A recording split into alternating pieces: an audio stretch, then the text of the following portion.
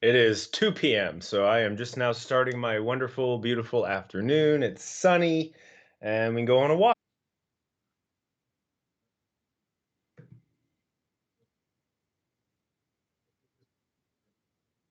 hmm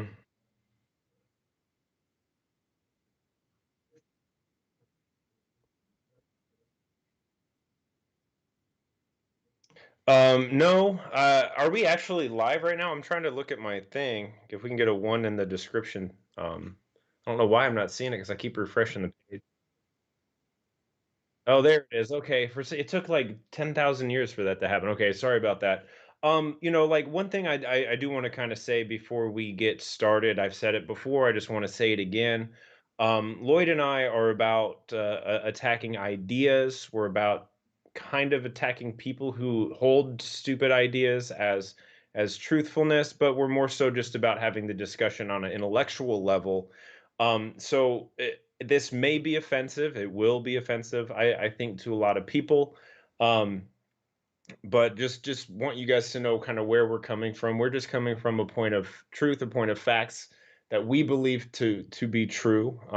My mind can personally be changed. It's been changed many times in the past. Lloyd, I'm sure the same is true for you. But there's just been it's a very charged topic, right? It's a very poignant topic. It's something that's been going on, for a while, but it obviously there was 4,070 rockets shot into or towards Israel. So I think we're going to look into why, where, how it started. But you're going to give us a really good background of kind of the history of Palestine and what kinds of stuff that they have been involved with. What is their ideology? What is driving their decision-making skills as a country, as a nation, as an occupied space, whatever you want to call it. But actually, before we say that, I remember I was talking to you yesterday, Lloyd. You were kind of talking about um, how much of a small percentage of Palestinians actually want unruly unrest. I don't remember what your stats were. Can you remember what that was?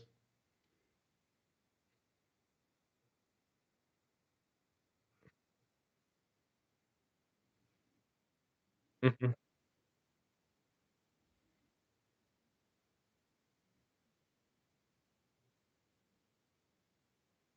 Right.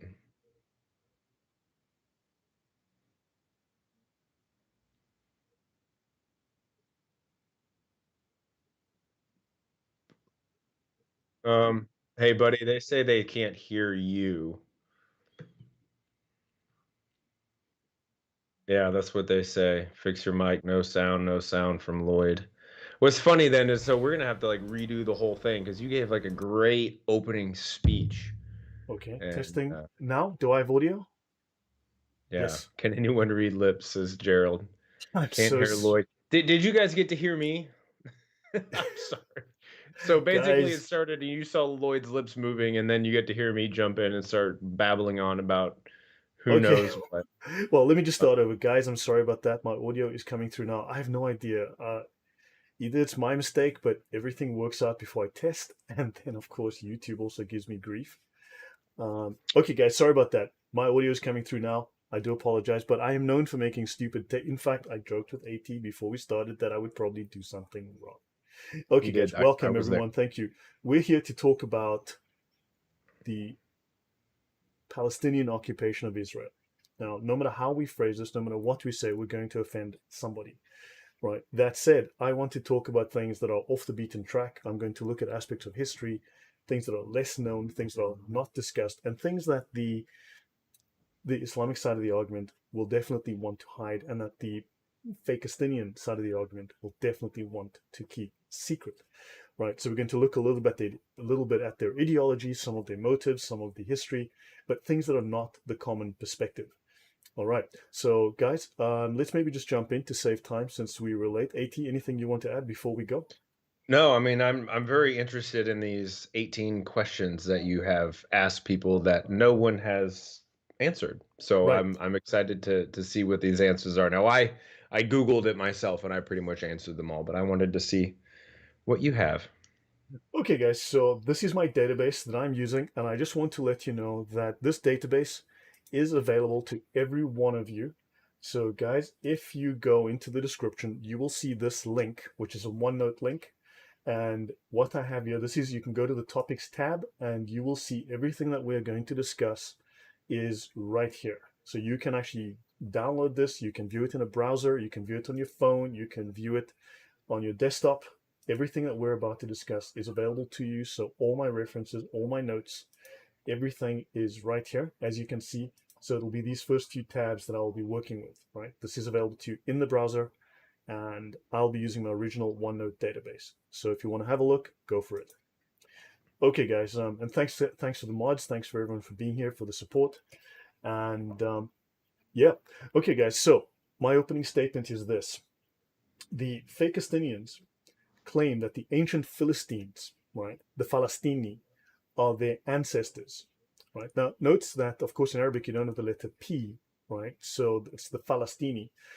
So they claim that the Philistines are their ancestors. Now, it is true that they take their name from the tribe of Goliath, but do they share DNA? Now, the answer to that is no.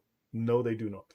The Philistines were a seafaring people who came from Crete, which is the largest of the Greek islands. The Hmm. Philistines got their name from the Hebrew word Plishtim, which means invaders. Palestine thus means invaded land. So the Hmm. Jews said, our land has been invaded by invaders. Now, why should we call it that? So when the Philistines invaded Israel in the 12th century BC, they stayed close to the Mediterranean coast as a seafaring nation.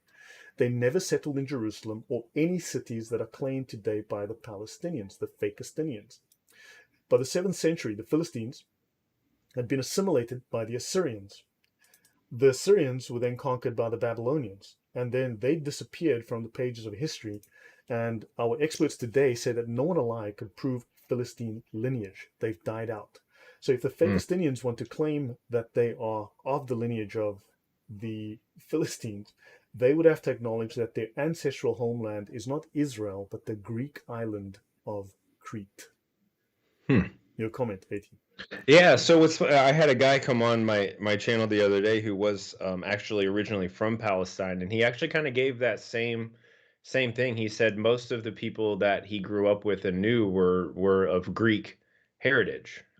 So I just think that's a very like I don't think a lot of people know that, and really before that I didn't really realize that either. So keep on Right. going, brother. Yeah, and also do understand that the children of Israel, the Bani Israel, are mentioned like 44 times in the Quran. Of course, Palestine is not mentioned once. Right. Now, I want to highlight this. Now, I have been asking people for the last few weeks since the conflict broke out again, these 18 questions, and all I get is evasions and evasions and evasions, right? And it's obviously no surprise because they cannot answer these questions. These are 18 questions I'll run by you. If Palestine is a country, if Hamasistan is a country, we should be able to answer a few basic questions. When was Hamasistan founded and by whom? What were its borders? What was its capital? What were its major cities? Now, if you go through a list of questions like this for major countries of the world who have a history, you should be able to identify their history. So, what was the underlying economy of Palestine made of? What form did its government have? Can you name at least one Palestinian leader before Arafat? Was Palestine ever recognized by a country whose existence at one time or another leaves no room for interpretation? What was the language of this state of Palestine that goes back to ancient history? What was the most common religion in the state of Palestine, which goes back to ancient history? What was the name of its currency? Choose any date. What was the exchange rate of the Palestinian currency, this whatever the currency was, against the US dollar, the German euro, right? The British pound, the Japanese yen, or whatever, you decide, right? Does this hold up historically? Since there's no such country today, what caused its destruction and when did it happen? Right? So people mourn the slow decline of the former proud country. So what exactly was the state proud of? And let us know. Let me just right. Now, are the people that we all call Palestinians mistakenly something other than generic Arabs gathered from everywhere or thrown out of the Arab world? Because genetically, these are Jordanians, Egyptians, and Saudi Arabians. right? So they are just Arabs from the general region. Do they Hmm. have a genuine ethnic identity that gives them a right for self-determination? Why hadn't they ever tried to gain independence until after they suffered a crushing defeat in the Six-Day War? Why nothing prior to that? How else do you explain the refusal? And we've got an absolute refusal by Egypt and Jordan to take back the West Bank and Gaza in a dignified manner. Why do they keep their borders closed? Why don't people want more Palestinians? And I've asked, please give me answers, and I get nothing but excuses. No one wants to tell me why. Okay, your Hmm. thoughts, AT? Well, I mean, I'm just looking forward to hearing your actual answers of it. When I was kind of just researching it, it surprised me a little bit because of my friends who I've talked to with the news media typically has to say about the Palestinians. It would just seem as if it were common knowledge that this was a land that had a people that were obviously living there. They were governing themselves to some certain extent, right? And you're asking questions about what was when did they mint their own money, right? What was the Yep. exchange rate? All those kinds of things. And I think that's something that we all need to go, okay, maybe what we think we know, we don't know. And double check what we're saying here, guys. I mean, go Yep. research this yourself. Yep. So yeah, just go ahead, man. I Yeah, want to just see. just off the top of my head, I want to bring up something, right? I want to go briefly. I'm going to jump. I'll be looking at a whole bunch of different things that you guys have probably never heard of. In 1925, a brief guide to the Al-Haram al-Sharif in Jerusalem was published by the Supreme Muslim Council, and it says in this book, this site is one of the oldest in the world. Its sanctity dates from the earliest and perhaps from prehistoric times. Its identity with the site of Solomon's Temple, as you know, the Solomon's Temple is Hindu, as I recall, right, AT? Right? Yeah, no, it was I think it was Scientology, wasn't it the Scientology. Church of Scientology that founded that? So hold on. Are you saying what's that? What's that? Tom Cruise built it? Yeah, Tom Cruise was Okay, there. yeah. So its Oh no, identity. it was Ancient Aliens. My bad. It Good. was the Ancient Aliens that did that. You're right. So its identity with the site of Solomon's Temple is beyond dispute. This too is the spot, according to universal belief, on which David built there an altar unto the Lord and offered burnt offerings and peace offerings.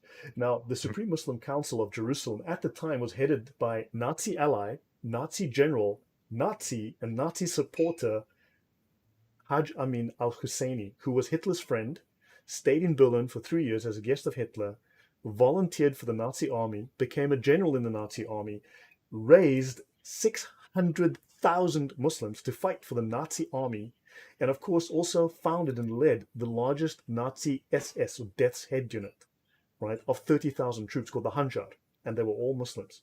Just so, by the way.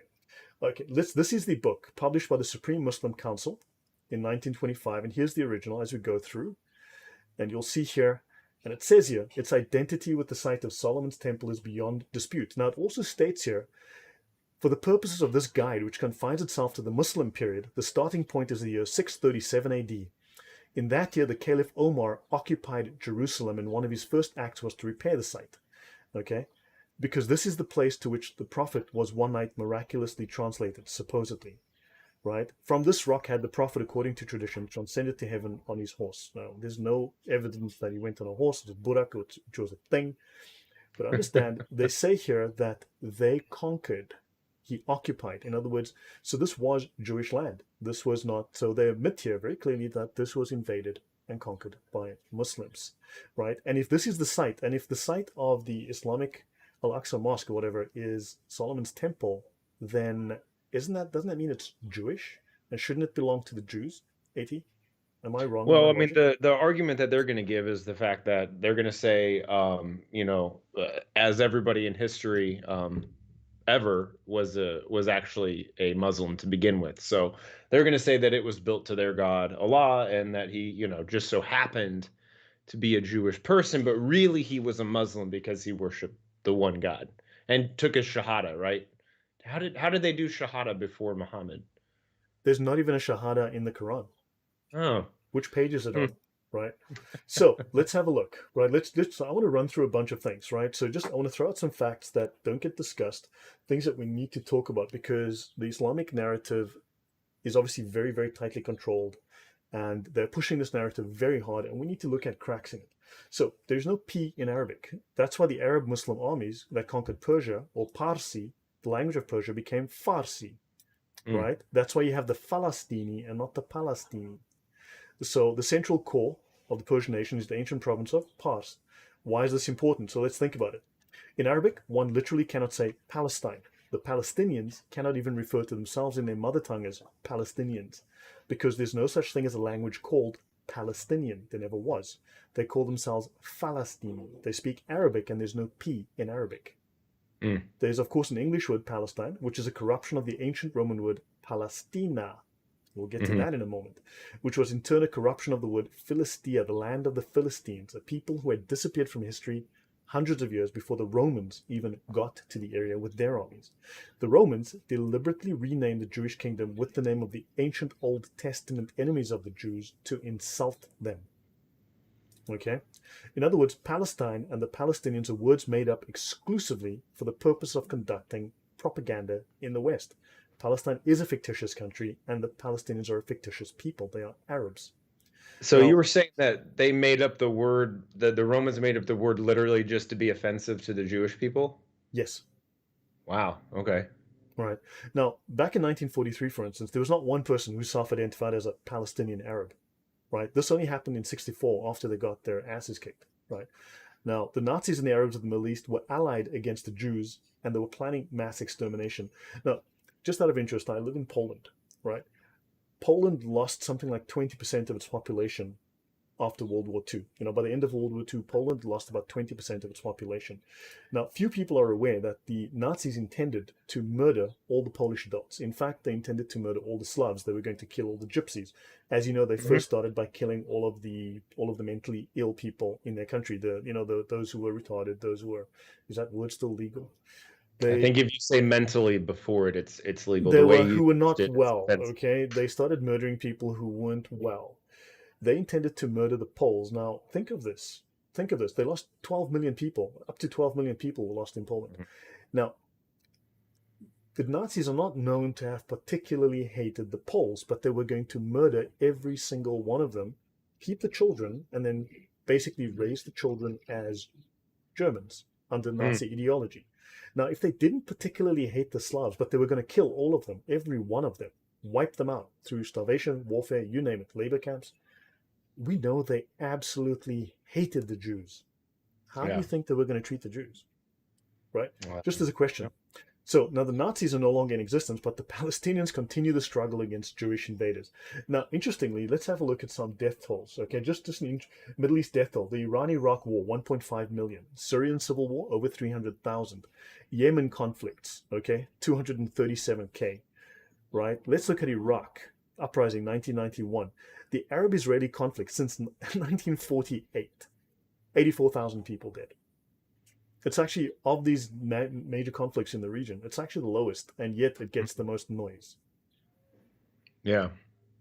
Right? So there's a little bit of hypocrisy. Also, notice they speak of genocide. Now, when your population goes from 500,000 to 7 million due to genocide, I'd say that either the maths is wrong or there's something wrong with this picture, because genocide tends to make you go less. Now, people obviously dispute the whole idea of the Holocaust, right? But from 15 million Jews, you went down to what, 6 million Jews, right? 8 million Jews, whatever it was. I mean, whatever the Right. numbers were, Yeah. like 6 million Jews are supposed to have died, but that's an Correct. approximation, Yeah. right? So the Jews were actually less. The Palestinians have gone up by 6 or 7 times in population numbers or more, right? Yeah. How is that a genocide if the numbers are rising, and the Jewish genocide was not a genocide when the numbers dropped by at least half? Hmm. Yeah, that doesn't make any sense. I mean, I think a lot of times you have to take into consideration the intention, right? So that are the Israelis currently, are they intending to wipe out the population of Palestine, of the Palestinians? Is No, that their intention? no, I think it's fair to say that, as we know, and I'm going to go through various things, that if the Israelis lay down their weapons, they will be slaughtered. They will be wiped out, man, Hmm. woman, and child. Whereas, if Hamas and the PA laid down their weapons, there would be peace. Right. So thank you for Right. the subscription. So let's continue. Okay. So a couple of things. Right. The Palestinian president, Mahmoud Abbas, I don't know if you guys are aware of this, but he was a KGB agent. right? So let's have a look at a few things that you may or may not be aware of. I'm just going to jump through a bunch of things here. This is an article in a German paper. I'm going to show an English translation in a moment. But the Nazis recruited Muslims systematically because, well, they hated the West, they hated Jews, and they fought in Hitler's army. Right? Let's have a Mhm. look at this translation. So it says here that the Nazis systematically recruited Muslims. Around 600,000 fought in Hitler's armies. One would be an accident. 600,000 looks like it was deliberate. All right. Someone said so. Okay. Now, so Hitler, now in the translation, in the German translation, Hitler could not do anything with Christianity, but he was very fond of Islam because in the Wehrmacht and the SS, he let hundreds of thousands of Muslims fight for Germany. They systematically wooed Islam, shows the new book by historian David Mortado. Okay. At the beginning of 44, the Third Reich was struggling with the Allies. The Fuhrer desperately needed new soldiers, and he took what he could get. At that time, hundreds of thousands of Muslims were already fighting in the ranks of the Wehrmacht and the SS with blessings. Even Heinrich Himmler had nothing against the recruitment of Muslim soldiers. And to strengthen Muslim troops' morale, he received a group of Muslim officers from Bosnia at the military, so on and so on and so on. Just, okay, Hitler, Mohammedanism could still inspire me to go to heaven, good grief. Yeah, Hitler, apparently a good Christian, fond of Islam. Yeah, whatever. Mhm. Your thoughts, AT? Well, it's interesting how just the ideology, and that's kind of what I want to look at, just in terms of the root motivation behind the political movements of, let's say Nazi Germany and the leaders of, especially Hamas and the Palestinian leaders. I'm not saying everybody, just leaders. What drives them, right? Because at this point, it is a political issue, but underneath those politics are ideologies, right? There's worldviews. And Mm-hmm. one thing, like, what would you say the one thing or a couple of things that Nazi Germany and um, Muslims have in common? Right. They hate Jews. So Yeah, and so that unites them, right? yeah, yeah. So look, this article is available. You guys are everything is linked in my database. You can look through all of this. I'm going to jump through a couple of things. Now, here's something interesting. This Soviet document says that Mahmoud Abbas was a KGB spy in the 1980s, and this is relevant. We'll get to reasons why this is relevant, but Mr. Abbas may want to have worked for the KGB. So KGB agent. So let's have a look Hmm. at this. This article called The Soviet Palestinian Lie. Let's have a look. The PLO was dreamed up by the KGB, which had a penchant for liberation organizations. And this is according to Ion Mihai Patsepa, former chief of the Foreign Intelligence Services of Romania. So, first, the KGB destroyed the official records of Arafat's birth in Cairo, replaced them with fictitious documents saying that he had been born in Jerusalem and is therefore Palestinian by birth. Right? We'll get to Eon in a moment. The Islamic world was awaiting petri dish in which we could nurture a virulent strain of America hatred, grown from the bacterium of Marxist-Leninist thought. Islamic anti-Semitism ran deep, right? We only had to keep repeating our themes that the United States and Israel were fascist, imperial Zionist countries bankrolled by rich Jews. Yuri Andropov, former KGB chairman. You might have heard that name. As early as 1965, the USSR had formally proposed in the UN a resolution that would condemn Zionism as colonialism and racism. Although the Soviets did not succeed in their first attempt, the UN turned out to be overwhelmingly grateful recipient of Soviet bigotry and propaganda. In November 75, Resolution 3379, condemning Zionism as a form of racism and racial discrimination, was finally passed. As you know, the Soviets were the good guys. Okay. Sorry. Right. uh, Yeah. yeah, everybody knows that. Yeah, I'm just waiting. Okay, so now understand. So let me move forward. So what is Ian Patsepa? He died very recently, in fact, February 2021. He was a two-star general in the Securitate, the secret police of communist Romania, and he defected to the US in July 78, right? And he was the highest-ranking defector from the former Eastern Bloc, right? Wow. So he provided a lot of very, very interesting information, right? So you can go ahead and learn all about this guy. But of course, he does talk about the Soviet role in supporting terrorism in the Middle East, and we will talk about that. I'll get to some of those things. Okay. Now let's just go on to. I'll skip this. Uh, okay, I'll talk more about some of this. This can make me go back to my notes, and let's just talk about a few things, right? I'm going to skip through a bunch of things. Now, people speak about peace efforts, right? There were at least 6 peace efforts. These are peace efforts that were rejected by the Palestinians. You've got the UN Partition Plan, the Camp David Summit, the Roadmap to Peace, Arab Peace Initiative, Annapolis Peace Conference, the Olmert Abbas Offer, and they've rejected all of them. Okay, they've simply rejected all of these. And let me go back down here. And then, of course, we've got this wonderful phenomenon of Pallywood, right? This is Palestinian propaganda that aims to fool the press and public opinion. Now, as you can see here, people are laughing and smiling. This guy's supposed to be shot, right? Now, look at this. This is an Israeli soldier threatening someone, and then afterwards the two of them are taking pictures. Now, does this mean that this is an Israeli, or is this a Palestinian, doing cosplay, Hmm. right? These are people. Now, look at this one. This is very interesting. You can look for Pallywood photos, and you will find plenty of examples of this kind of thing. This is, I mean, this is just a joke, okay? For instance, also this is how this is cropped, and then you see that this guy's beating this guy. Meanwhile, this is what's happening. Understand? There's lots of this cosplay going on. There's lots of this fakeness going on within the industry. Your thoughts, AT? I have never seen this before. Oh, My really? mind is blown. This is crazy. Yeah, you'll see Yeah, I don't. plenty of this kind of stuff. You'll see plenty of this.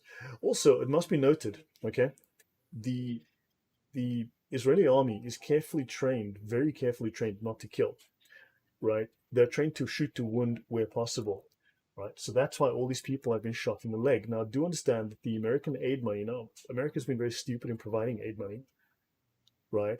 But the Palestinians are paid money. $7,000 is paid to their family, and they get a salary if they kill Jews and if they die. And of course, they also get, I think, $3,500 a month if they are wounded, right? So they actually get literally paid money to kill Jews, right? Hmm. Um, so Edkin says if Muslims go on rejecting the peace offers, the region will end up in a three-state situation, the solution that neither party wants. Well, yeah, I prefer the one-state solution where the whole of the Middle East is given to Israel. So, okay, right. I'm just going to jump forward now. The Soviet-Palestinian lie. We've covered some of this, and I've shown you some of this. These statements. You can read through the article. As I said, the link is available to you to look through for yourself. Here is Yasser Arafat with Romanian leader Nicolae Ceausescu. Okay, Bucharest, 1974. Right, so he got around with all the bad guys, and this doesn't make the PLO the good guys, right? And of course, his grandfather or his uncle was the same Haj Amin al-Husseini that was a general, that was the Grand Mufti of Jerusalem, and also a general in Hitler's army.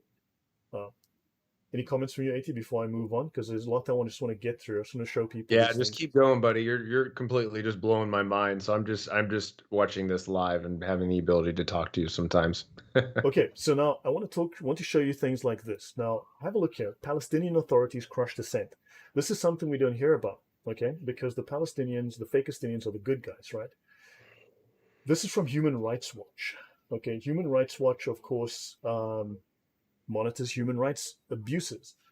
Authorities crush dissent, arbitrary arrests, torture, systematic. Ramallah, the Fatah-led Palestinian Authority in the West Bank and Hamas authorities in Gaza routinely arrest and torture peaceful critics and opponents, Human Rights Watch said in a report released today. Right, so in other words, they're the good guys that don't torture their own people, okay? Journalists are known to receive heavy abuse and to risk their lives if they start to report in a way that these governments do not support. Mm. Understand? And you can find multitudes of articles like this detailing the human rights abuses by these governments. They're totalitarian. They don't only torture their own people. Obviously, they attack Israel. They want to kill Jews, but they are also nasty to their own people. I'll get to that in a minute. Right. So understand there are lots of issues with this government, the way they mistreat their own people. Okay. Now, of course, let's look at a few facts about Hamas. Now, Hamas is a wing of the Muslim Brotherhood. We'll look at some of that in a moment, but their proper name is the Islamic Resistance Movement. So Hamas is the Islamic Resistance Movement. Hmm. Okay, right? So let me just continue with that. Let me go through to some of the more important things, because I will give highlights and you guys can go through this at your leisure. Everything I'm talking about is provided publicly for you to look at. Now, Hamas completely rejects a Jewish state. Israel, by virtue of its being Jewish and of having a Jewish population, defies Islam and the Muslims. Now, of course, you will find different translations of this, but people don't realize that Hamas has a constitution. They call it their charter, right? The Hmm. Hamas Charter. There's a number of articles, and this is Article 28 in the Hamas Charter. Sorry, my nose is itching. It's hay fever time. So, Israel, by virtue of being Jewish, okay, so basically, just by being Jewish, they are offending Hamas, right? Hamas's ultimate mission, no matter how long it takes, is to fight the Jews and kill them and to replace the Jewish state with an Islamic caliphate. So let's look at Hamas Charter, Article 9. The Islamic Wow. resistance movement aspires to realize the promise of Allah. Allah? Never heard of that guy. Is he someone we should know, Ethan? Anyway, no Yeah, matter, you should no matter, not know him. no matter how long it takes. Now, what is the promise of Allah? Well, the Prophet, Allah's prayers and peace be upon him, the hour of judgment shall not come until the Muslims fight the Jews and kill them, so that the Jews hide behind trees and stones, and each tree and stone will say, O Muslim, there is a Jew behind me, come and kill him. Except for the Garkat tree, the box thorn, for it is the tree of the Jews. Hamas Charter, Article 7. So that like we could literally go online and we could read that charter article, which is citing Yes, that hadith, yes, and that shows the intention behind Hamas. Like that is he sat down, he wrote this out, and what did he expect the world to do at that point? yeah. So they're quoting this quite literally. Now, here's the thing. Muslims will tell you Islam's a religion of peace. Yellow, warm peace comes from the back Hmm. of a camel, Hmm. right? That kind of peace, right? And they'll say, Healing no, peppers. but you're reading this wrong. It's how it's translated. Well, this is how they're translating it. So someone lied to them. Someone needs to go and tell them that, hey, Hamas, Islam's a religion of peace, right? I hope someone will be kind enough to do that and explain to them how they're misinterpreting that fighting the Jews and killing them is I don't know, means something else somehow. I don't know. As for the goals, they are to fight falsehood, vanquish it, and defeat it so that righteousness shall rule through murder, of course, and the Hmm. homeland shall return to its rightful owner. Now, of course, if the Supreme Muslim Council already says this land belongs to the Jews, it was where David made an altar unto the Lord in sight of Solomon's temple, the rightful owner would be the Jews, just so by the way. Okay? And of course, Muslims will call for the prayer will ring out announcing the rise and the rule of Islam, and everything shall return to its proper place. So the problem that Hamas is that the Jews stole the land before the Muslims got there. Yeah, before they were even invented, essentially. But that's interesting. You also see the language that you talk about a lot with the Sharia, which is commanding the right and forbidding the wrong. Yeah. That's basically what that Article 9 was saying. Like it's good for us to defeat the Jewish people. That was what they truly believe is good. And you see in Article 7 why they believe that. It's the ideology found Yeah. within the Islamic scriptures. They're taking it literally. So Hmm. Hamas's enmity or hatred, remember this is enmity means deliberate hatred, is not directed against Israel alone, but against the Jewish people as a whole. In other words, all Jews worldwide. Jews are demonized repeatedly in Hamas's charter. Our fight with the Jews is extensive and grave, and it requires all the sincere efforts. It is a step that must be followed by further steps. The prophet says the hour of judgment. They repeat this again in Article 7, right? Mm. So now here's the conspiracy theory part. In their article, in Charter Article 22, with money, they have taken, pardon me, with money, the Jews have taken control of the world media, news agencies, the press, publishing houses, broadcasting services. With money, they sparked revolutions in various countries around the world in order to serve their interest and reap profits. They were behind the French Revolution and the Communist Revolution, and they are behind most of the revolutions about which we hear from time to time here and there. With money, they have formed secret organizations all over the world in order to destroy those countries' societies and to serve the Zionist interests, such as the Freemasons, the Rotary Clubs, the Lions, the Sons of the Covenant, the B'nai B'rith. All of these organizations are espionage and sabotage. With money, they were able to take control of all the colonialist countries, and they urged them to call it blah, blah. Does this sound like conspiracy theorizing? I mean, that's definitely a huge conspiracy. And what's funny is he keeps like repeating with money, with money, with money. Where did they get this money Well, from? Like, now are they this is just interesting. printing it off themselves? Or are they working for it?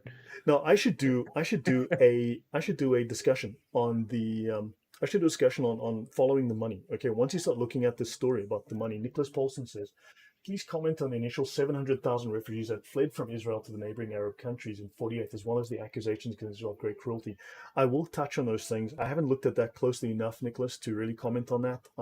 Yet, yeah, I mean, I had to collect a whole bunch of stuff, so I was trying to get away from the typical narrative. But do understand, the largest secret society in the world is an Islamic one. It's called the Muslim Brotherhood, Ikhwani Muslimun, or Ikhwani Muslimin. They have something like 2 to 3 million members.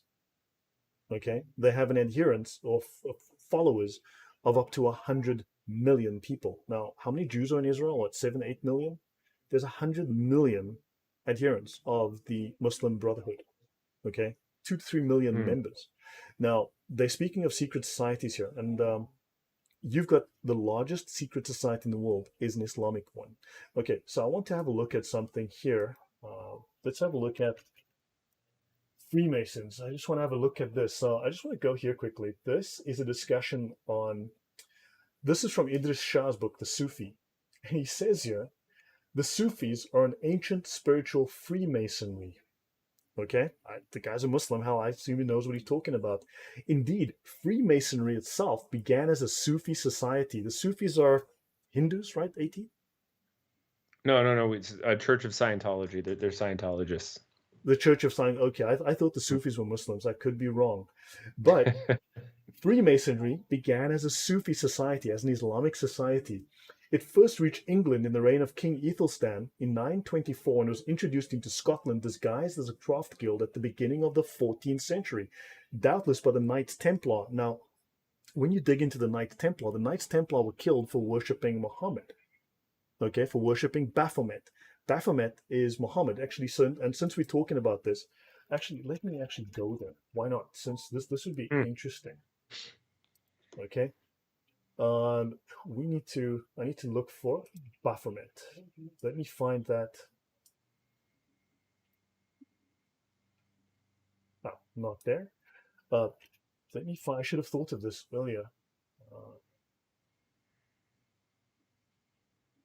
I was gonna say there's a really interesting show. I think it was a History Channel ah, show about the Knights Templar and Templar. their Yeah, interaction with yeah. the Sufis. It's very Now interesting. it's interesting that he claims, so Idris Shah claims that the Freemasons were started by the Sufis, an Islamic group, okay, an Islamic religious group, right? Let's have a look at Baphomet, right? Now the Knights Templar, they were eventually castigated, or they were eventually destroyed by the Catholic Church for worshipping Baphomet, okay? This is Baphomet. Baphomet, of course, has a crescent and a star, right? A crescent and a star. You might be Hmm. familiar with the crescent and the star as the symbol of Islam, just so by the way. Modern scholars agree that Baphomet was an Old French corruption of the name Muhammad, with the interpretation being that some of the Templars, through their long military occupation, had begun incorporating Islamic ideas into their belief system, and that this was seen and documented by the inquisitors as heresy. In fact, they were Muslim Templars, because the Templars started to invite Muslims in and they converted to Islam. Okay, Oh. so in Chanson de Simon Puy, written before 1235, a Saracen or Islamic idol is called a Baphomet. And a chronicler of the First Crusade, Raymond of Aguirre, called mosques Bafumarias. And if you look at the Oxford Dictionary, never heard of it, but must be important, Baphomet is a form of the name Muhammad used in medieval Europe. Just Hmm. so by the way, just thought I'd throw that out there. Yeah. Any thoughts from you, At? That's nuts, man. Like even like the symbols being used are pretty much the exact same thing. And the fact that there's actual historical data that you can look at and read about that links the things together is pretty interesting as well. Yeah. So understand there's lots of issues going on here. So Hamas rejects compromise, negotiations, or a diplomatic end to the conflict. Okay. They've made it very, very blatant clear there is no solution to the Palestinian problem except by jihad. Jihad, as you know, is the peaceful effort to eat more salads, you know, and Give more and hugs, get more hold more hugs, hands, more hold walks more on the beach. hands. Exactly. That's what jihad is. Unless I'm Uh-huh. mistaken, I could be wrong. I don't know. Do you think I'm wrong, guys? Not So, at all. No. so the Islamic resistance movement, so the movement educates its members to adhere to its principles and to raise the banner of Allah over their homeland as they fight their jihad. Fight their jihad. I don't know, guys. You might want to translate that for me, but there is no solution to the Palestinian problem except by jihad. Eating salads, I think, because Hmm. I keep getting told we misunderstand this word. So yeah, fighting jihad. Apparently Hamas is fighting jihad. There's rockets. Could that be jihad? Yeah, like they were confetti rockets. They were supposed to blow up and then just shower confetti all over Israel. I Fireworks, remember fireworks. that. Yeah, exactly. Okay. Yeah. So notice peaceful solutions are all contrary to the beliefs of Hamas. All peace. So Hamas has rejected any and all peaceful solutions from the word go. There is no, that's Article 15. They are not going to follow any peaceful solution. Understand? So now, yeah. So no Hamas representative has ever renounced the charter. Okay. So they're calling for an Islamic caliphate in all of Israel, but it also means that they want worldwide Islamic rule. So don't forget, Hamas is the wing of the Muslim Brotherhood in Palestine. Okay. They are Muslim Brotherhood. And of course, I want to mention something here that there's a piece that I need to bring up as well with regards to this. So, no, I must not miss this.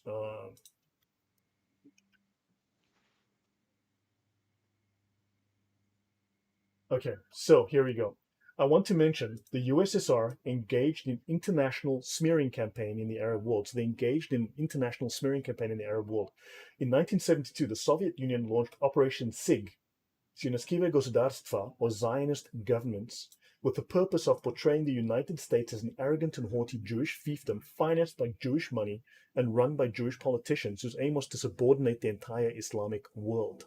Some 4,000 agents were sent from the Soviet Union into the Islamic world armed with thousands of copies of the old Russian forgery, the Protocols of the Elders of Zion, according to KGB chairman Yuri Andropov. And the thing with these conspiracy theories, like I'm not totally above them. I can be convinced of them, but like any good crime, right, that happens or any good detective has to figure out motive for the Yep. crime. And I've asked a couple of Muslims this question and they're like, "Oh, the Jews do this and the Jews do that." I'm like, "For what purpose?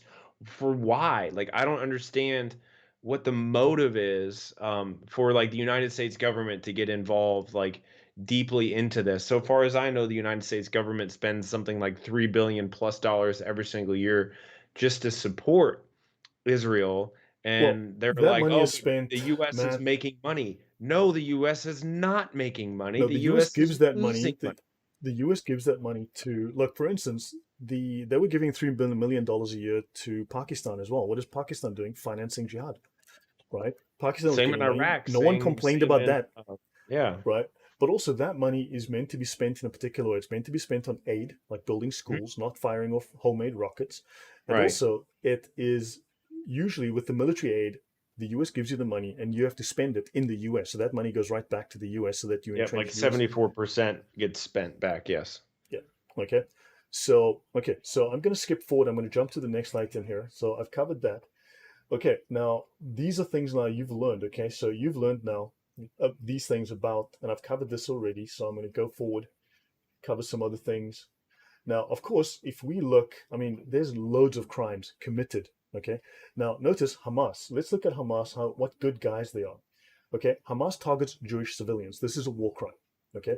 Now, of course, if you have your rocket launcher in a creche with kids or in a hospital, okay, somehow Hamas is unable to put their rocket launchers in military bases or in an open field. I don't know why, but somehow the best place to put your rocket launcher is in a creche filled with kids or a school or a hospital. Just me, but I think it's possible to put it in an open field so when it gets bombed, you don't kill 100 kids to go with it. But you have to make a choice. They are forcing a hard choice. They're forcing an impossible choice.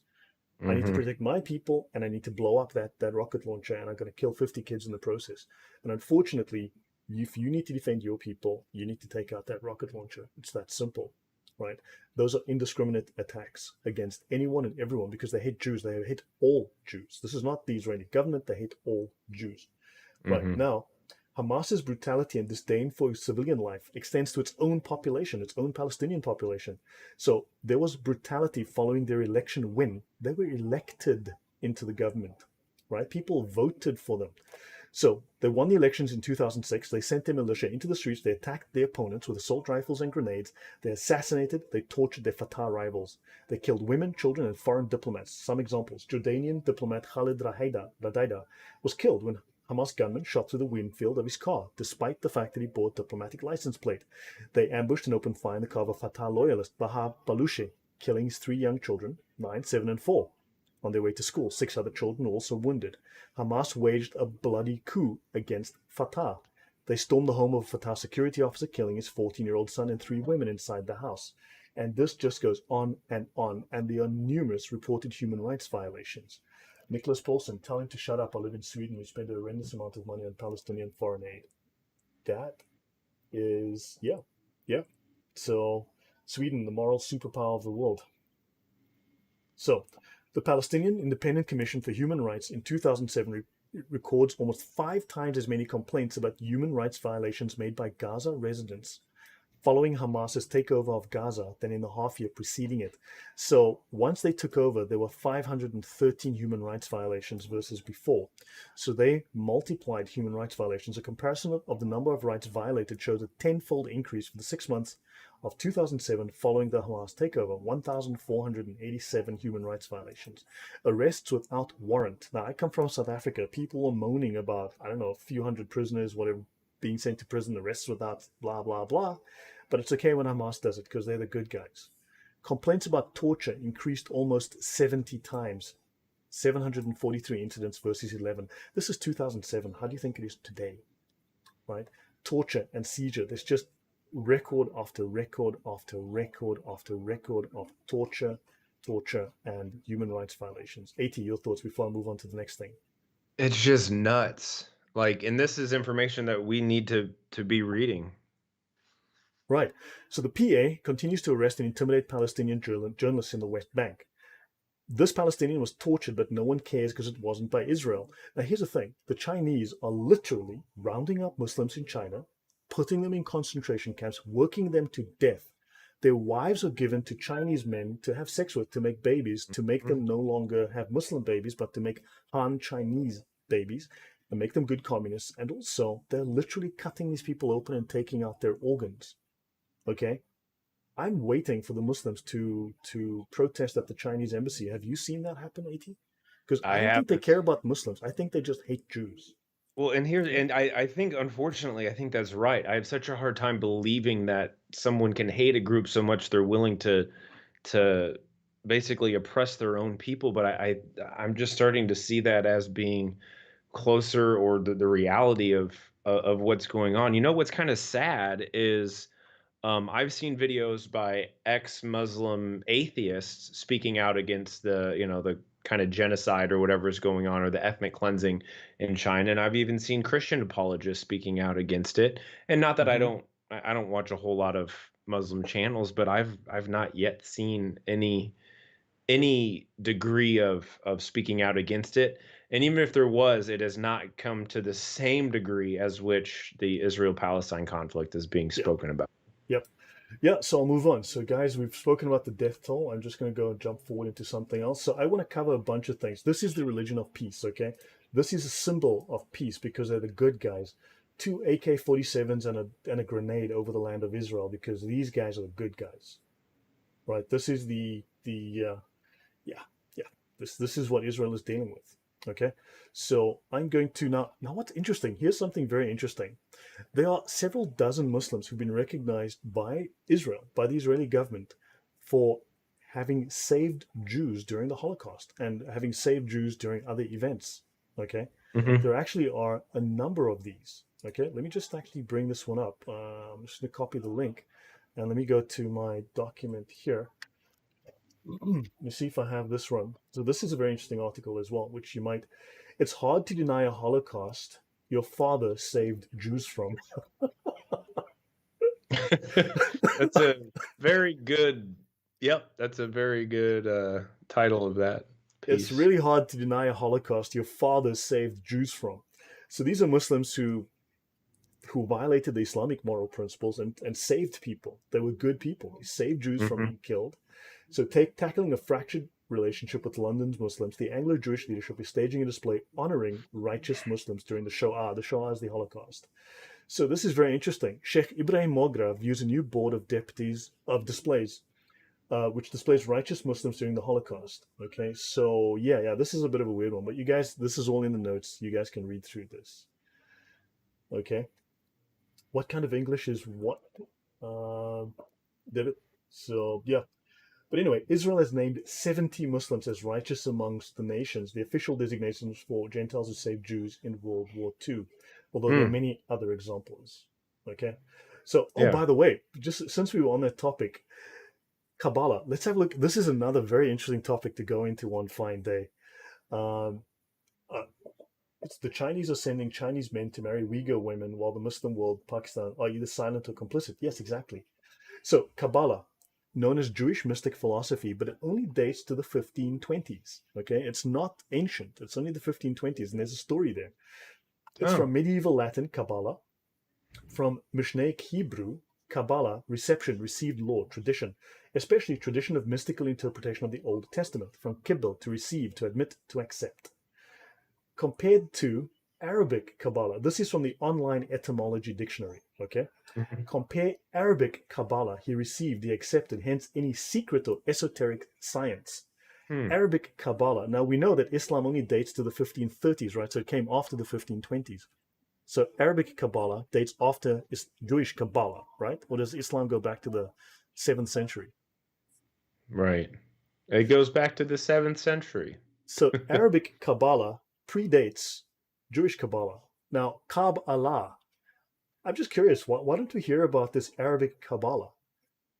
You know, everyone's Mm, talking about the Jewish Kabbalah, but the thing is, if you're talking about ancient Jewish mysticism, you'd be talking about Merkava mysticism, not Kabbalah. Kabbalah is a recent right. invention, and Arabic Right. Kabbalah dates to before. Interesting. Just thought I would throw that out there. Ponder that Yeah. if you have some time. Okay, let's go back to the notes. Oh, the article title on the one in the screen. Okay, so yeah, this is a picture of Grand Mufti of Jerusalem and of Palestine, Haj Amin al-Husseini, having tea and discussions with Hitler. Now, do understand that according to all accounts, right, he he was the one who suggested that Muslims wear armbands to mark them as dhimmis, because that is the Islamic practice. You mark your dhimmis. They have to wear these armbands or identifying feature, the star or something. That's what Hmm. Muslims did to the dhimmis. So and Hitler agreed with that. Then also he suggested that Hitler burns and cremates the Jews because it is a final insult to the Jews. A Jew that is cremated does not go to heaven. This is the Jewish belief, and this is why they did it. Because a Jew, for instance, if he loses a limb, let's say he dies and his leg is amputated, that leg gets buried in the casket with him because when he goes, he needs to be resurrected whole, right? And of Right. course, by cremating them, they could not be resurrected again. Understand? So there are reasons for what happened there. Now, this is the Grand Mufti of Jerusalem, good Nazi that he was, doing the Nazi salute to these people wearing fez caps. Fez caps are Islamic. Okay, so Fez Morocco, the cap, the Fez was designed after 50,000 Catholics were killed by Moroccans, right? In celebration of the event of 50,000 Catholics being murdered by these men, they invented the Fez cap as a reminder of the event. It might also be interesting to note that 120,000 Jews were also murdered in one event in the 1000s in the 11th century by near Fez in Morocco. So, yeah. MMSU says, what about the conspiracy of the Young Turks under the Ottomans being a Jewish creation but Jews became? Yeah, look, Shabtai Zvi. That would go back to the story of Shabbatai Zvi or Shabtai Zvi, right? Shabtai Zvi, you would know his followers as the Frankists. Now, of course, people say the Frankists are Jews. Now, interestingly, Shabtai Zvi converted to Islam, right? His followers converted with him, which means the Frankists might have a Jewish identity, but they're Muslims. They are crypto Muslims. Now, Hmm. everyone talks about crypto Jews, and believe me, whatever happens, Muslims always project. So if they're talking about crypto Muslims, then man, there's definitely crypto Jews. These are crypto Jews. These are Muslims in Jewish disguise. Yeah. Okay. So moving on from this, this is him with the Nazi leadership. That's good old Himmler right over there. Hitler's number two man. This is him with his troops. Awesome, great guy. Him with Himmler again. This is him, blah, blah.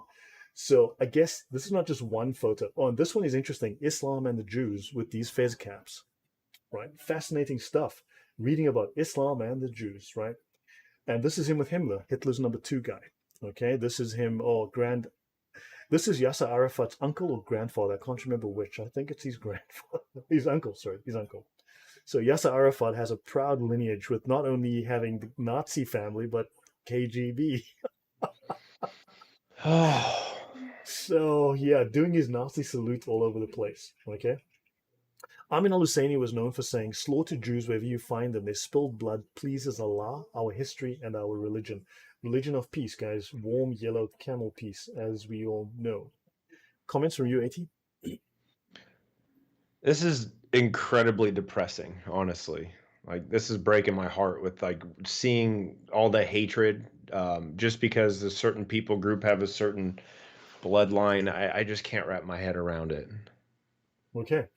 So yeah, Haj Amin al-Husseini, as he likes Arabs to see him, especially Arabs bearing arms. Okay, so Hitler of the Holy Land. This will be a very interesting book to read, a first-hand report on the Mufti, master of terrorism. His development, his influence actually created, now he was very close to the founder of the Muslim Brotherhood. Okay, that's another story. So he's very close to the founder of the Muslim Brotherhood. And between the two of them, they have founded something like 200 Islamic terror groups who have been inspired by their example. Yasser Arafat was related to Husseini. Yes, Husseini was his uncle, as I recall. So here he is, Haj Amin al-Husseini, served as the Mufti of Jerusalem during the British Mandate period in the years 1921 to 37. Then, of course, you have this wonderful book here. It's actually quite detailed. The Nazi Connection to Islamic Terrorism, Adolf Hitler and Haj Amin al-Husseini by Chuck Morse. Right? This is the remarkable story of Haj Amin al-Husseini, who in many ways was a big Nazi villain, as big a Nazi villain as Hitler. And to understand his influence on the Middle East is to understand the ongoing genocidal program against the Jews of Israel. He was a bridge figure in terms of transporting the Nazi genocide in Europe into the post-war Middle East. He was the Arab Palestine leader during the British Mandate period. He introduced violence against Arabs as well as against Jews. He met with Adolf Eichmann in Palestine in 1937 and went on the payroll as a Nazi agent. Right? He played a pivotal role, behind the scenes role, in instigating a pro-Nazi coup in Iraq in 1941, urging Nazis and pro-Nazi governments in Europe to transport Jews to death camps, in training pro-Nazi Bosnian brigades, and in funneling Nazi loot into post-war Arab countries. Was he a good guy, or was he a baddie? What do you think, AT? Horrible person, man. Evil, horrible. Yeah. So understand that violence against Jews dated to well before the establishment of Israel as a country, right? Well before 1948. If you'll find records, long records of violence against Jews long before Israel was established. Okay. Now, I'm not going to get into any of that history because I need to go and research that more thoroughly. But I want to show you a side of this that you're not aware of. Okay. So this is one of his quotes, apparently. Arise, sons of Arabia, fight for your sacred rights, slaughter Jews wherever you find them. Their spilled blood pleases Allah, and that will save our honor. Grand Mufti of Jerusalem. Okay. Yeah. So how evil was the Mufti? Most evil.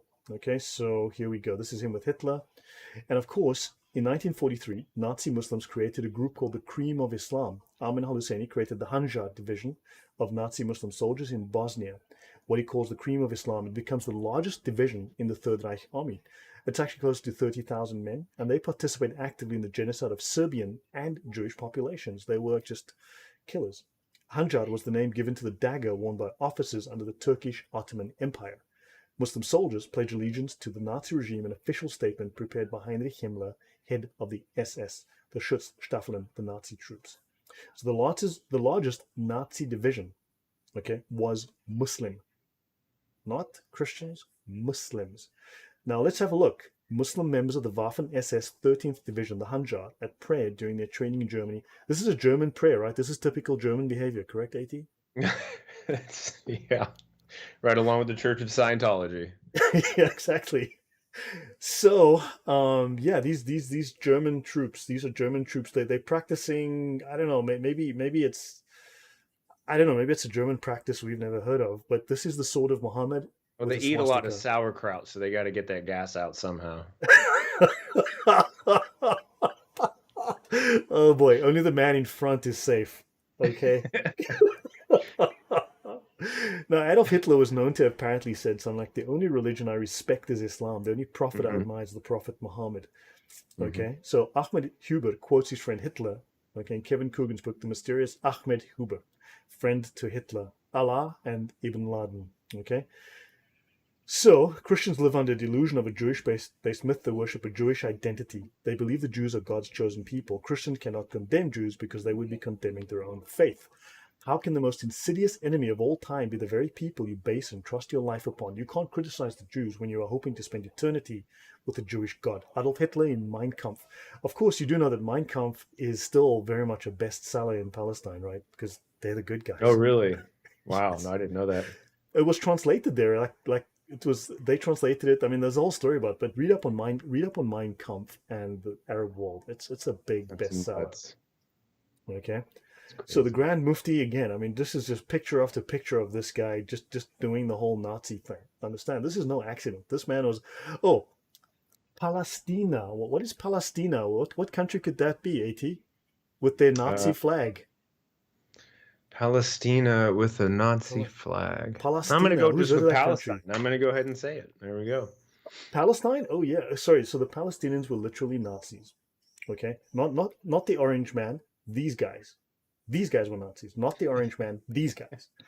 Okay, the Germans backed the Muslims in both world wars. That is true, and the Muslims backed the Germans. Because notice in World War One, right? There was a dude that killed Count Ferdinand, threw a grenade at his car or whatever it was, and killed him. While the first guy who was supposed to do it was a Muslim, a Bosnian, I believe, who for some reason Mm. chickened out or got sick or didn't do it. Erkin, if you can put those details in the chat, but a Muslim was supposed to start the First World War by killing good old Count Ferdinand. He chickened out, and some other dude did it. It was supposed to be a Muslim. Just so, by the way, the Germans take a step back. The Muslims. Okay, so Ritzy Pete says, "Why have I not heard of a ton of this stuff? Because Islam's a religion of peace." Jeez. Yeah, So I mean, moving on. Yeah, yeah, go ahead. this is the flag, I believe, of the Hitler Youth. Okay, so this is the Arab Palestinian. I believe so. This is a mistake here. I believe this is the flag of the Hitler Youth of Palestine. Okay, start them young. You know what I'm saying? Get them young.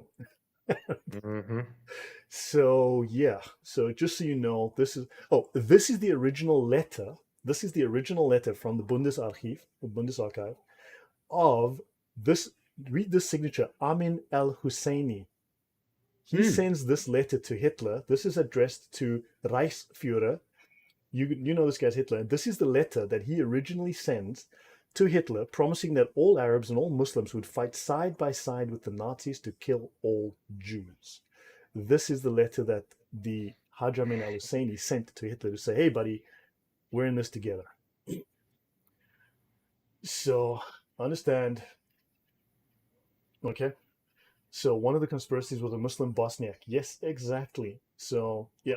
So anyway, so guys, I think es ist anlässlich des Tages der Balfour-Deklaration, die von England am 2. November 1917 abgegeben wurde und in der den Juden die Errichtung eines jüdischen Nationalismus in Palästina versprochen wurde, was die Araber zu einem 25-jährigen Kampf voll Blut und Opfer, der noch im Gange ist, von Leicester veranstaltet das Islamische Zentralinstitut of Berlin, blah, blah, blah, blah, blah, blah.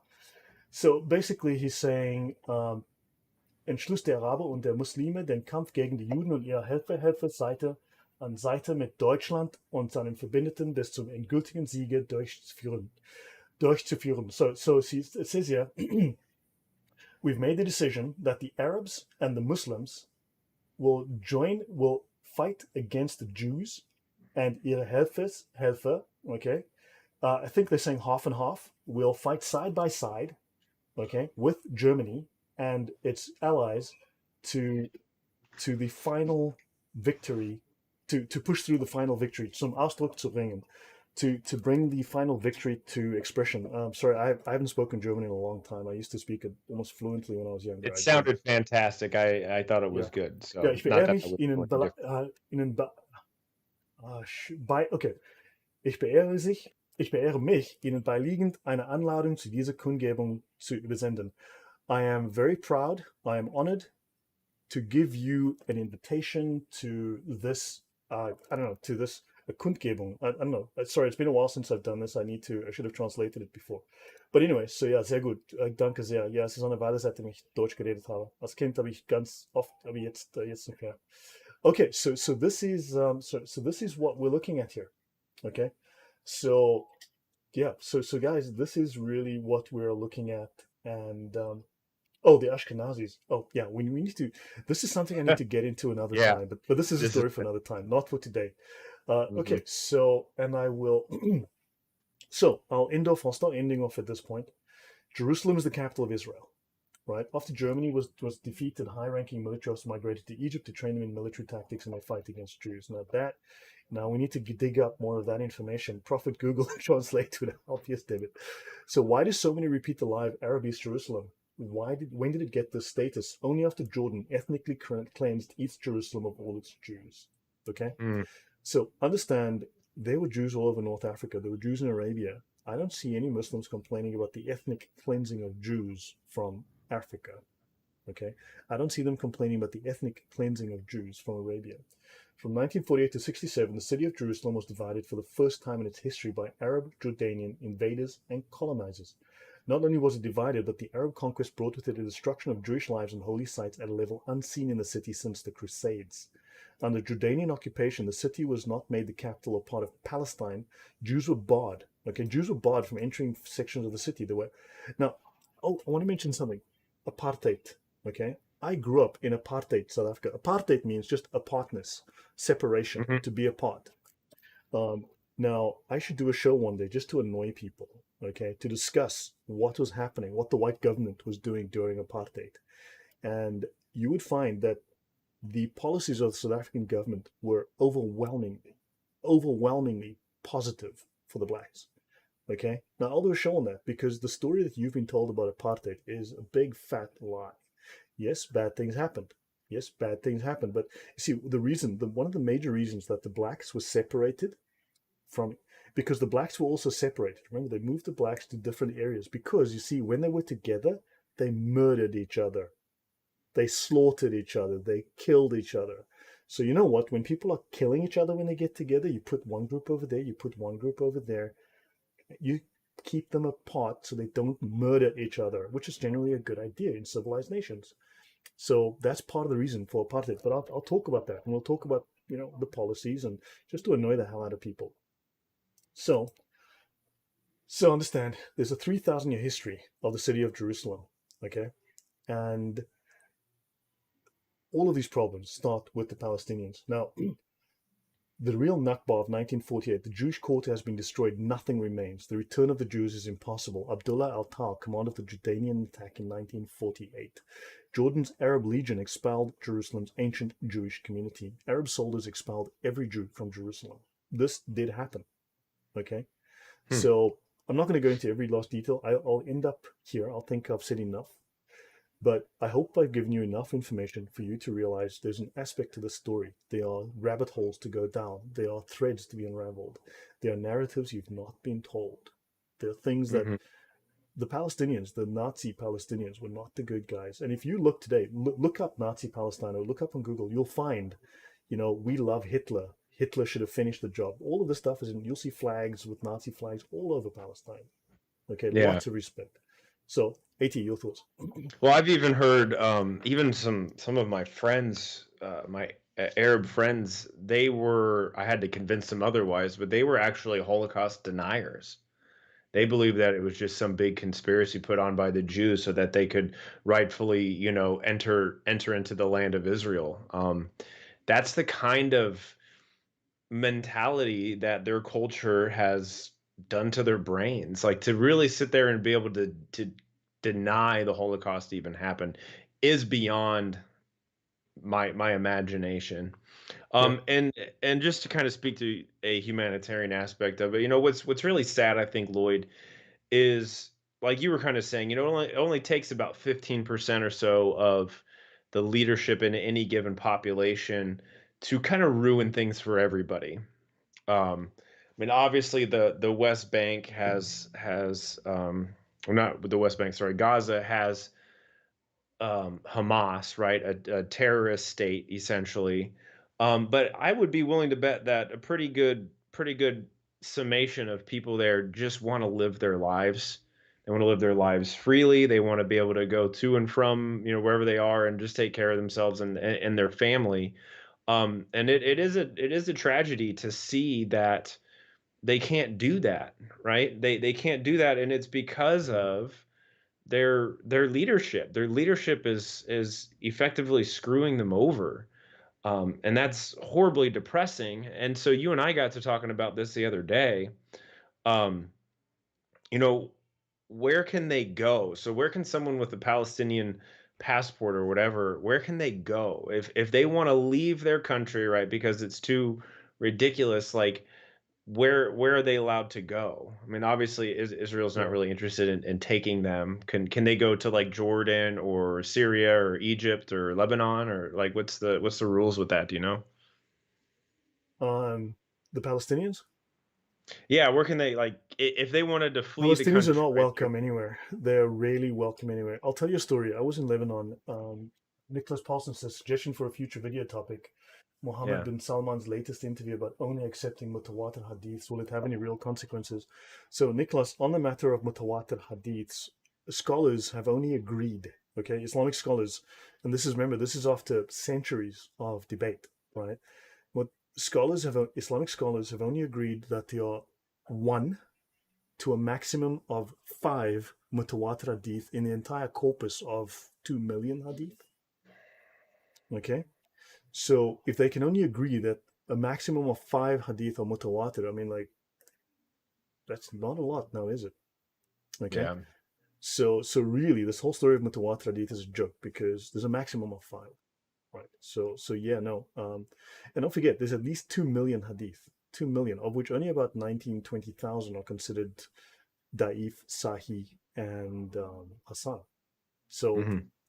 it's like 1% of hadith are legit, and like literally 1,980,000 are considered complete trash.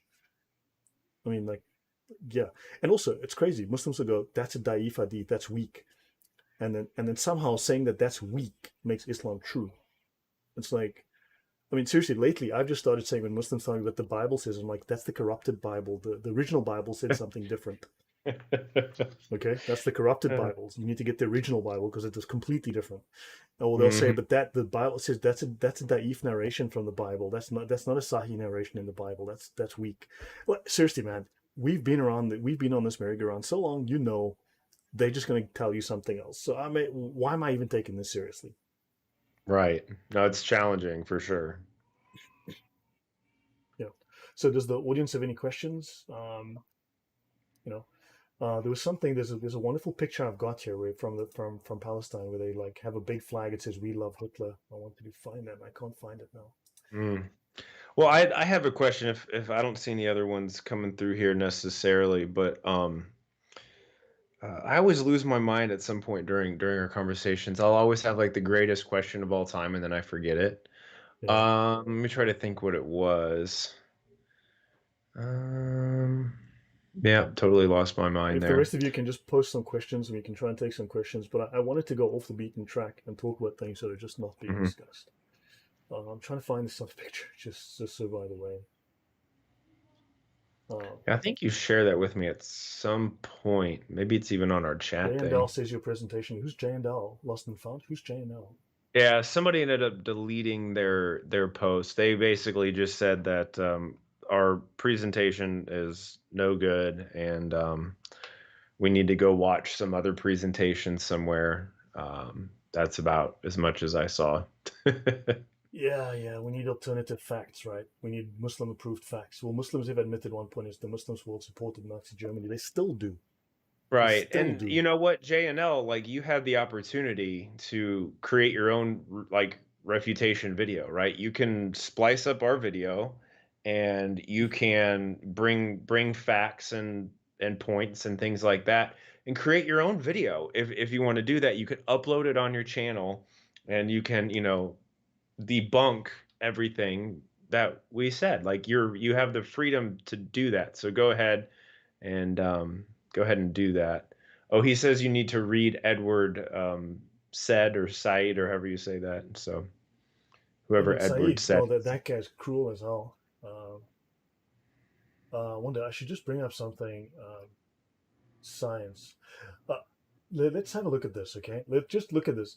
Islam is about science. Islam is all about the science, man. The knowledge, Hmm. right? There are roughly 1.6 billion Muslims in the world, but only two scientists from the Muslim world have won the Nobel Prize in science because Islam is pro-science, baby. Because as you Yeah. know, semen is produced between the toes and the top of your head. That's in the Quran.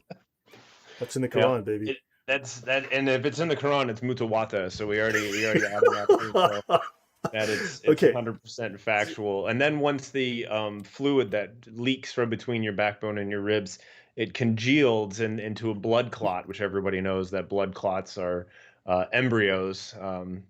And then bones are formed. Well, And then before I once the get into bones before I are get too formed, long into then the that, skin wraps it up. So yeah, before I get into that, slander.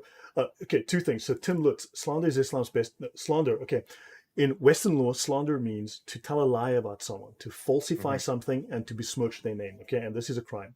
In Islam, slander is known as riba. Okay, you can find this in the Reliance of the Traveler. There have been links popping up in the chat, and you'll find it in my description box. The Reliance of the Traveler. Look up riba, Ghiba, slander.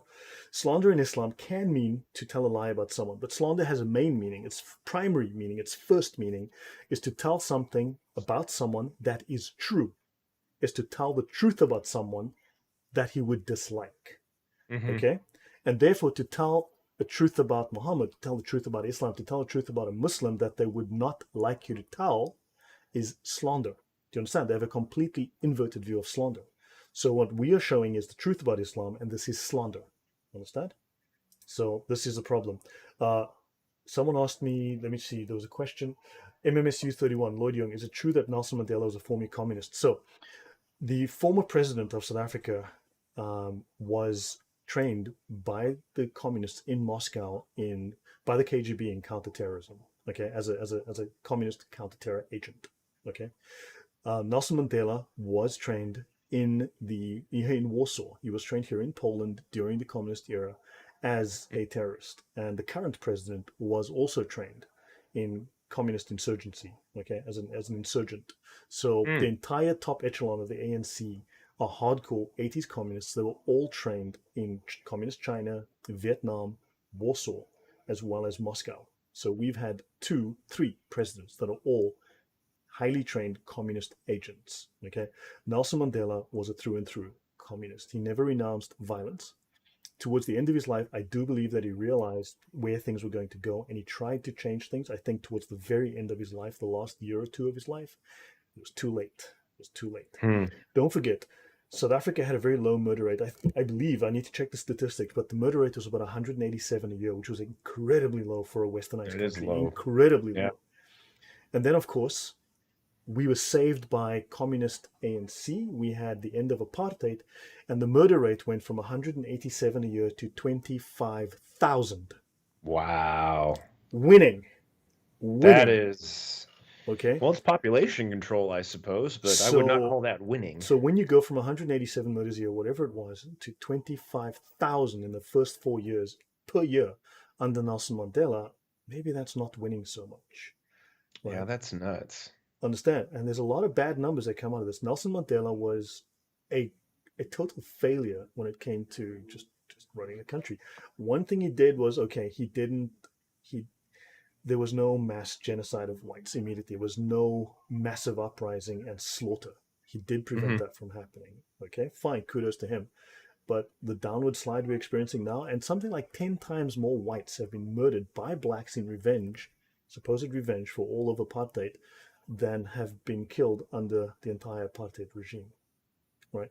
Don't forget, I'll tell you a brief story. 2 things I want to tell you. One, there was a thing called the Mifakani, the Difakani, the Lifakani. Depends which history book you check. Hmm. The original inhabitants of South Africa were brown people, the San and the Khoi. Okay, the Khoisan, the Bushmen, and the Strandloper, right? Those who walk on the beaches, right?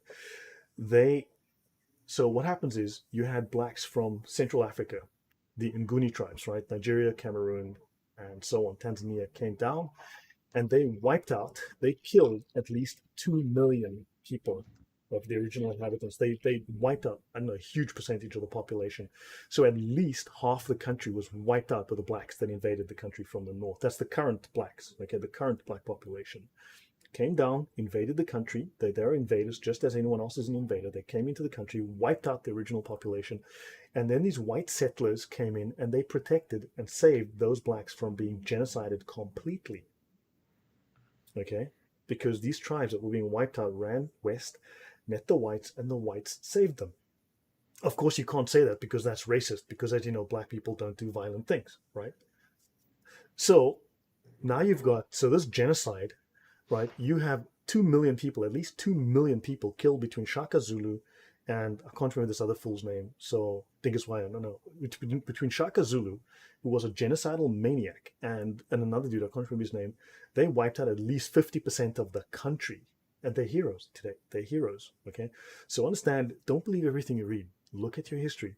Everything you've been told is a lie. I mean, honestly, I believed everything about Muslims. I believed everything about Islam. I believed everything about the Jews, and I was told until I started reading stuff, and I'm like, this doesn't make sense. I'll pause there. I'll tell you another story. I'm in Lebanon. I'm working in Lebanon. My first visit, and I realized this is a Christian country under the influence of Islam, and I'm like, good God, if this ever happens to Europe, we are screwed.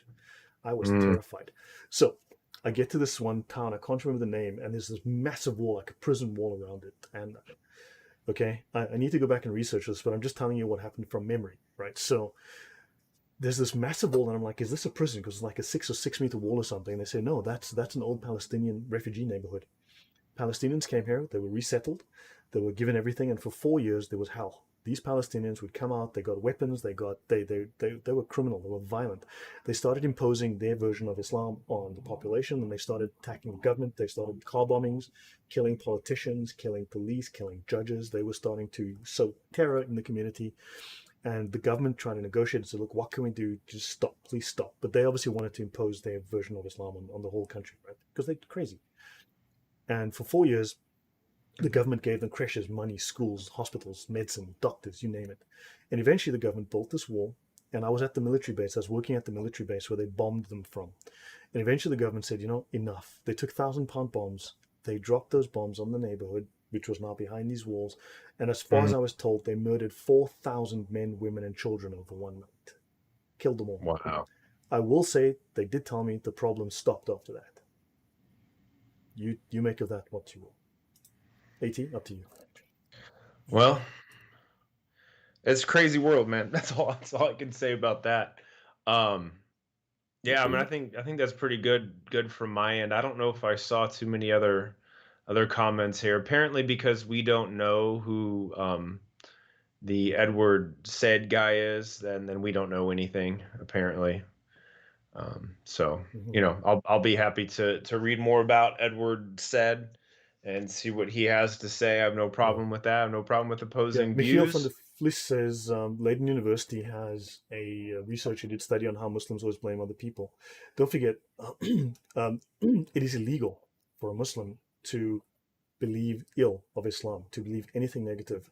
Okay, the punishment for this is death. Let me actually just go here. I don't want to go to that. No. Actually, let me just bring up a document which I think might be useful. Sharia manuals and guys, so I'm going to end off very shortly. I went longer than I anticipated, but I hope this has been interesting. If there are more questions, please mention them and I will try and get to them. Yeah, the ANC is corrupt as hell. I'm just downloading this file and I will. So Muslims are not allowed under any condition to think ill of Muhammad, to think ill of Islam, to think ill of Allah, to do so, even if, remember, slander is to tell the truth about Islam. That's slander, right? So it is slander, but it is also a crime called Sab al-Rasul. This book is called The Unsheathed Sword Against the One Who Insults the Messenger, okay, written by Sheikh ul-Islam Ibn Taymiyyah, one of the 28 or 29 best scholars of Islam to ever live, okay? besides the four imams who established the four schools of jurisprudence, and above them Ghazali and then Muhammad, right? Notice, let's just begin here. Whoever insults the Prophet is to be killed, whether they are Muslim or a disbeliever. Killing is prescribed on him, the one who insults the Prophet, and it is not permissible to imprison him or show him favor or ransom him. Any Muslim or non-Muslim who insults the Prophet is to be killed, and repentance is not sought. I think that's pretty clear from that. This book concerns the Islamic ruling upon those who insult the final prophet and messenger, Muhammad. Okay? And so understand, the objective of this work is to clarify the Islamic ruling on this subject. So the one who insults the Prophet, whether Muslim or disbeliever, is to be killed. So these are the Sharia rulings on insulting Muhammad. Okay? Mm-hmm. And they clarify, so whoever insults the Prophet is to be killed. So we are talking about Muhammad in an unsightly way. So according to Islamic law, all of us suffer the death penalty. Okay, the scholars have consensus that whoever insults Muhammad is to be killed. Now, how they define insult is not the way you would define insult. Understand? The Muslims have unanimous agreement upon killing whoever insults the Prophet. It is the ruling that whoever insults other than him is to be lashed. And this consensus is the consensus of everyone, and the companions, the tabi'un, are the followers of Muhammad. Okay, Yeah. and the companions of Allah's Messenger. So they're the followers of the companions. Right? So the companions and the followers of the companions. I think this is clear. Right? The whole book, if you just go through it page after page, kill them, kill them, kill them. There's no way to interpret this differently. Your thoughts? But what is the unforgivable sin in Islam? Shirk. That's a Shirk, right? Which is taking partners with Allah. So, it almost seems like to me that Muhammad is even above Allah just in terms of how we need to respect him. Are there any rules on if you draw pictures of Allah or you insult Allah? Do No, you have to get your no, head that's chopped weird, off, or bro. is it That's only weird. if it's Muhammad? No, that's weird. It That's is weird. weird. And then even when you take the Shahada, right? That's how you become a Muslim.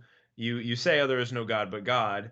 Why don't just leave it at that? Why do you have to keep going and say, "And Muhammad is his prophet"? Well, it's because it's shirk, in my opinion. It's shirk to begin with. Just even to become a Muslim, you have to take a partner with Allah, and you're willing to kill people and be killed for Muhammad, but not so much for Allah. That makes not No, much because sense. also don't forget, it's in the Sharia. I'm not going to go into the reference now, but it's in the Reliance. Download it.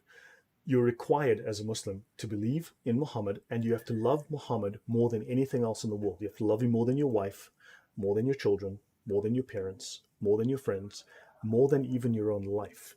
Thou shalt love the Lord thy Muhammad with all thy heart and all thy strength and all thy money too, in fact.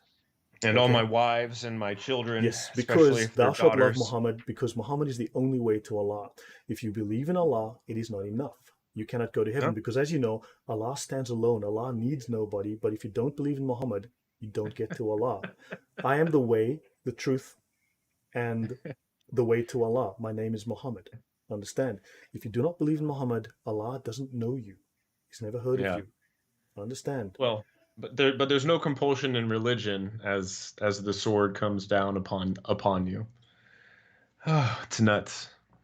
Yeah, there are very few prosecutions for insulting Allah. I know, it's crazy. So, anyway, back to science. I just wanted to finish this, okay? There are 1.6 billion Muslims in the world, but only two The thing is, all these Muslims say that's not real Muslims. So I don't know. I don't know. There's 1.6 not real Muslims in the world.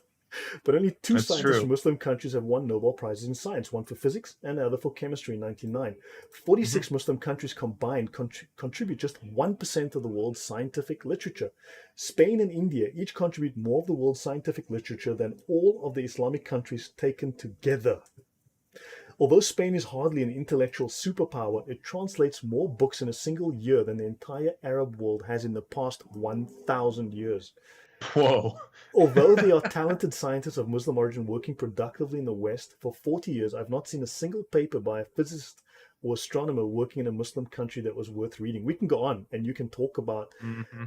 seriously, I need to do a show on Islamic science and just talk about how pathetic. These guys are supposed to be the leaders in science. Well, for instance, between 1980 and 2000, Korea granted 16,000 patents, while 9 Arab countries, including Egypt, Saudi, and the UAE, granted a total of only 370, many of them registered by foreigners.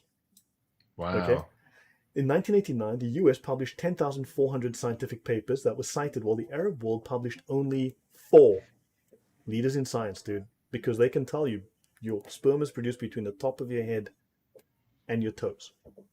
That's science. Somewhere, But of somewhere course, around the there. thing is, when they say science, they don't mean academic science. They don't mean the Yeah, they just science mean that repeating what Allah they said. mean religious science. They mean Hmm. the knowledge, the gnosis. And I need to do a discussion on Islam and Gnosticism. Islam is quite blatantly and explicitly Gnosticism. They don't even hide it in their own texts.